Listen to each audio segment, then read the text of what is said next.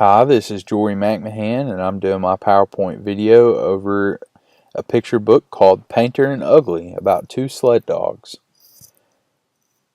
Painter and Ugly were best friends. Through winter, spring, summer, and fall, they were always together. Nothing could keep them apart.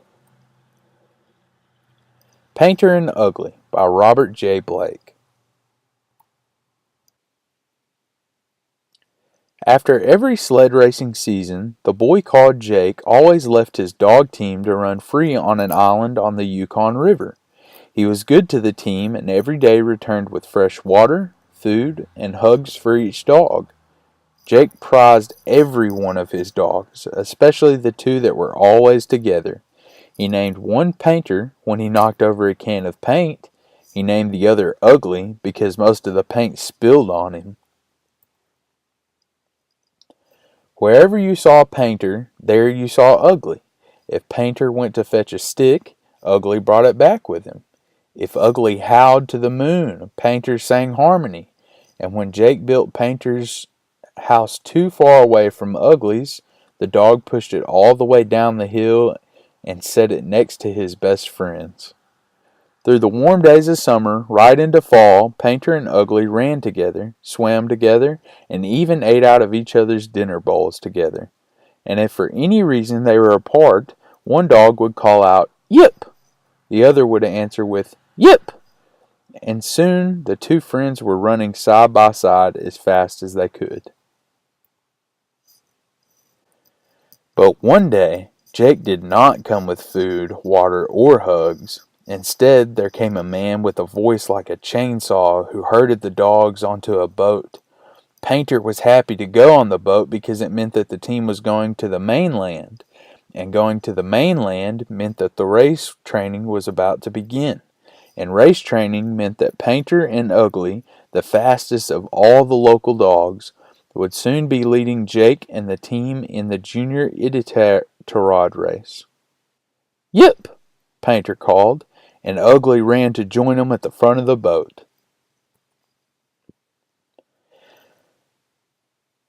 But when the team reached the mainland, there was still no Jake. There were only people shouting and waving papers. Big Tonka cried out when he was hauled off by a woman in a beaver coat. Keen-Eye growled as he was taken by a hairy man who smelled of bacon. Painter tried to slip out of his collar when a red-haired boy pulled him away from Ugly. Ugly jumped from side to side when a black-haired boy rushed him away from his friend. Each dog was placed into a different dog box on a different truck.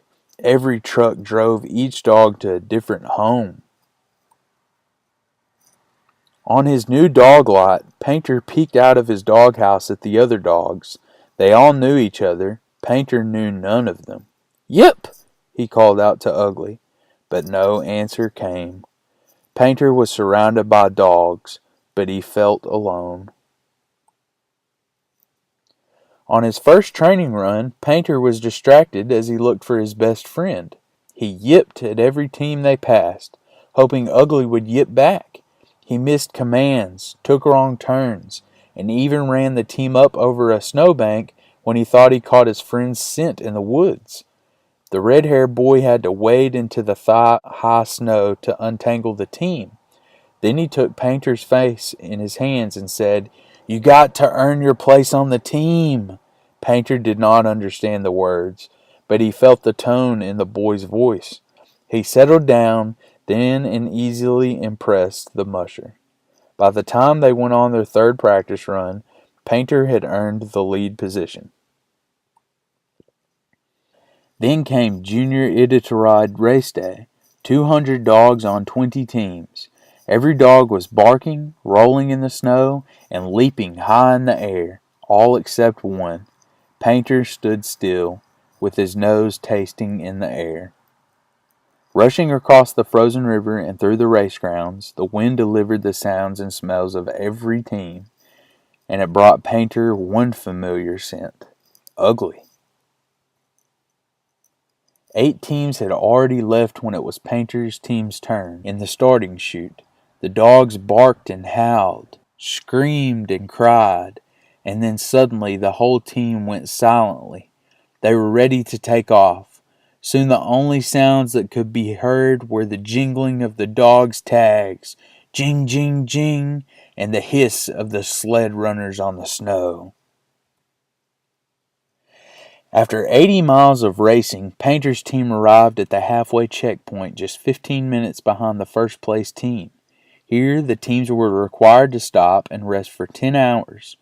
The red-haired boy gave the dogs food, water, and soft hay bedding to sleep on. As his team slept, Painter sat looking, sniffing, listening, hoping for a sign of his friend. Then across the chill night came a familiar call. "Yip!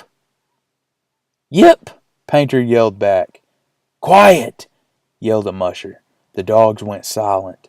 But all through the night, just every once in a while, a soft yip ran across the night air, and another yip chased it back.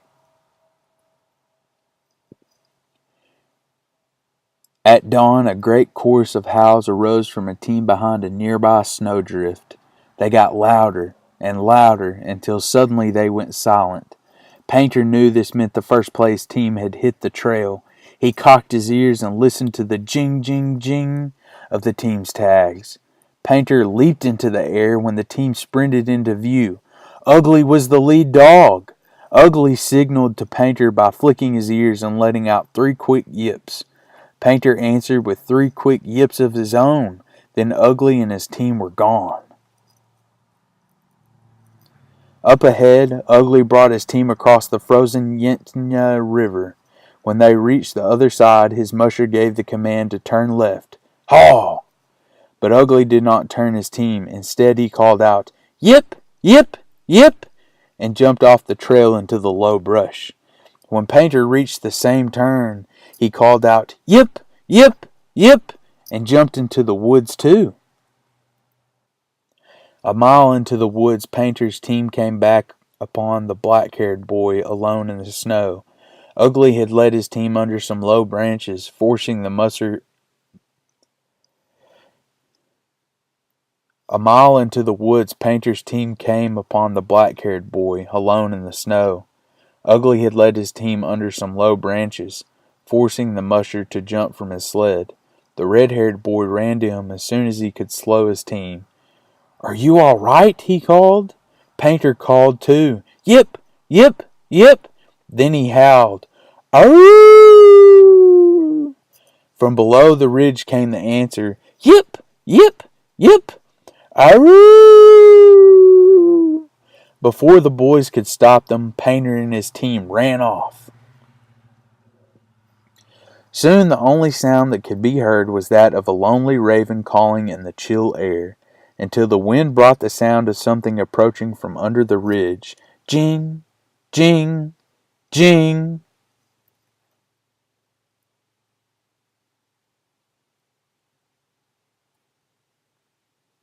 Together at last, Painter and Ugly waited for no one.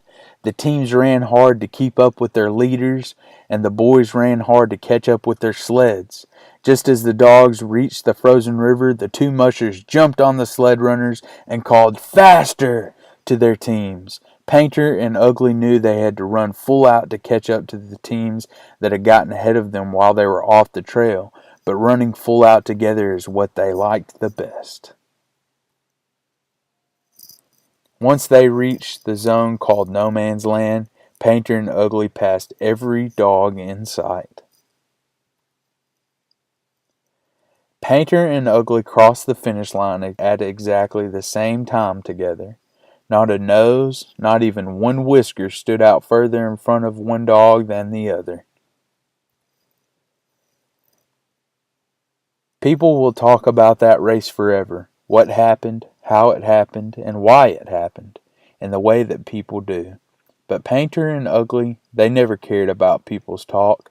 Painter and Ugly only cared about being together, because nothing can keep 2 real friends apart.